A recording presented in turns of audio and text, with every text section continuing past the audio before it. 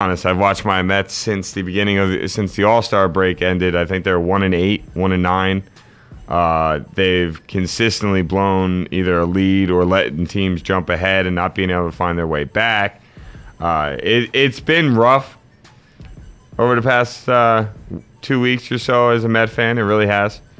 But hopefully... you faded out. We faded out. We possibly now will become sellers instead of buyers or staying pat. You went from, wow.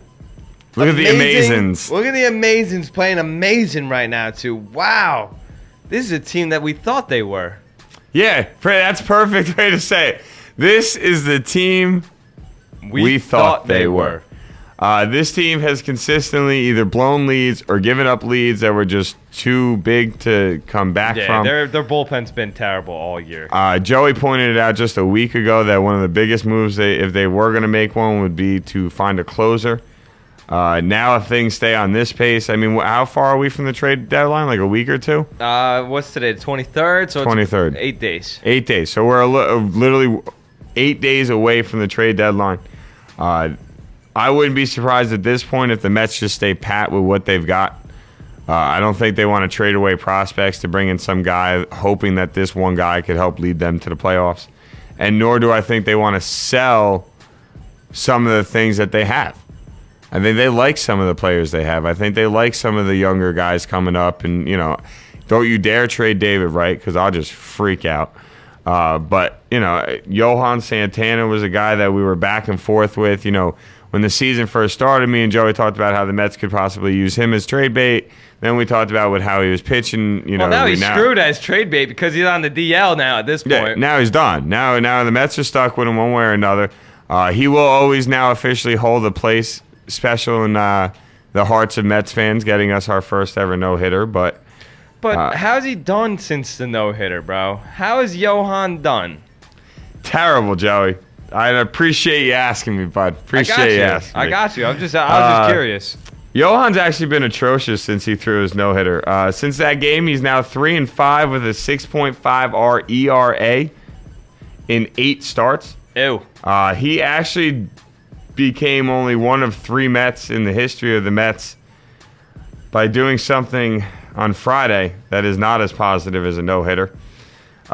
He joined Bobby Jones and Pedro Astacio.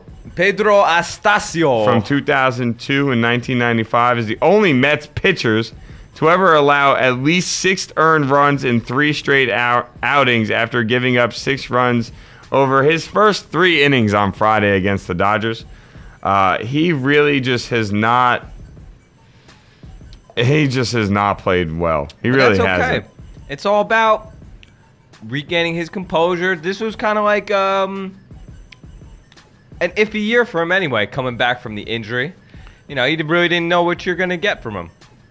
You know what? I know it was an iffy year, so you got to be, okay with it. But he's building his arm back up. A lot of people felt like the Dodgers were sort of like his opportunity to, sort of get back into a groove, I guess you would say.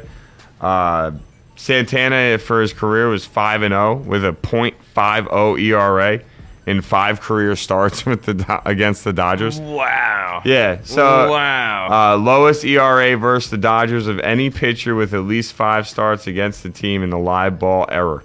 So going back all the way to 1920.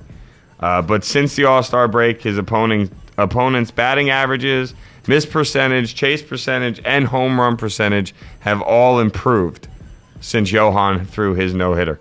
So are you pretty much bashing Johan? I'd love to sit here and say it's his fault for all our issues, but let's be serious here. Even on, Friday, they had a chance to fight their way back, and the bullpen didn't let them. The bullpen blew it.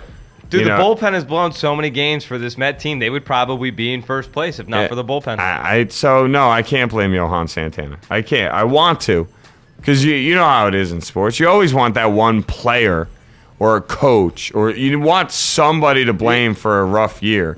But you know who you can blame? You can blame the manager. You can blame Terry Collins about Johan. You know why? Why? He let him go out there during that no-hitter and throw the career high in pitches on a year where he's coming back from shoulder surgery. Yeah, So but you why can't would take you the let him- no-hitter away from him. 140 pitches, bro. Wow, that's a lot of pitches for a It was no-no. like 140 pitches That is a lot of pitches for a...